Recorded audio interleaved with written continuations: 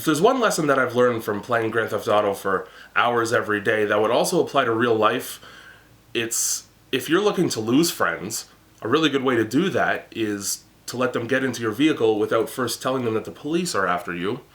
In the game, it's kind of like saying, hey, regardless of what you wanted to do today, I'm going to make trying not to get rear-ended off a bridge into hell your top priority.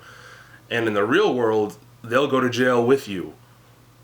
Neither of those are that great. Also, hitting somebody over the head with a golf club isn't the best way to meet new people. Now that that's out of the way, I think we need to have a serious conversation. Don't worry though, because I'll do all the talking. Here's the thing.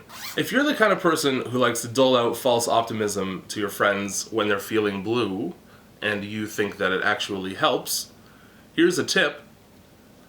Don't. For example, every human being on the face of the earth needs to stop saying the phrase, anything can happen right now. If somebody close to you is concerned that perhaps something in their life might not go as well as they'd like, one of the emptiest and most meaningless ways to try and make them feel better is to say, well, anything can happen. It's similar to when people say it is what it is. Equally meaningless, but anything can happen is about 10 times worse, because in addition to not providing anything constructive, you're also giving equal merit to every single possible outcome in the universe. So what's really happening is, instead of giving somebody the support they may require in order to feel better about a situation, you're actually just leveling the playing field, making the negative outcomes seem even more possible. Hey listen, I'm kind of worried that my date might not go that well tonight. Well, anything can happen. That's right, anything. Your date could end with a pleasant goodnight fiddle just as much as it could end with you in a trunk with a shovel. Your date could turn out to be an insane human being whose idea of love at first sight is seeing you once and deciding that their new life's pursuit is to separate your skin from your body in one whole piece. Doesn't that sound exciting? After all, if anything could happen, then the possibilities are infinite. This family reunion could be a great way for me to rekindle my relationship with my estranged relatives. Or the night could end with my hand on the lap of a too friendly uncle. So many possibilities. In reality, it's counterproductive because reminding anybody of the sheer number of outcomes to any given situation is totally overwhelming, and if anything, I would feel worse after being told that, because now I'm painfully aware of the unlikelihood that the one good thing I want to happen will happen. The best you can hope for is any amount of unknown outcomes, and that's why we've all decided collectively that quantum physics is stupid, but good luck with the cute boy at Starbucks who looked at you once and spelled Amanda wrong. I just can't think of a more inefficient way to try and make somebody feel better. It's like if someone said, hey, I'm sad, and your response to that was, don't be. Really? In both instances, you could give that person a fork and say, here, put this in my fucking eye, and that would be a more productive means of helping them. My point is, if you're gonna give somebody false hope, don't do it in the laziest way imaginable.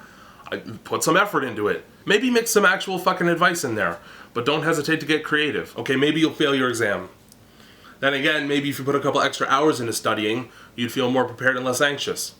Then when you get to class the day of, maybe the teacher has an aneurysm right before starting the exam timer, and he dies in front of you, and one of the paramedics who comes to get his mangled corpse is kind of hot and asks for your number.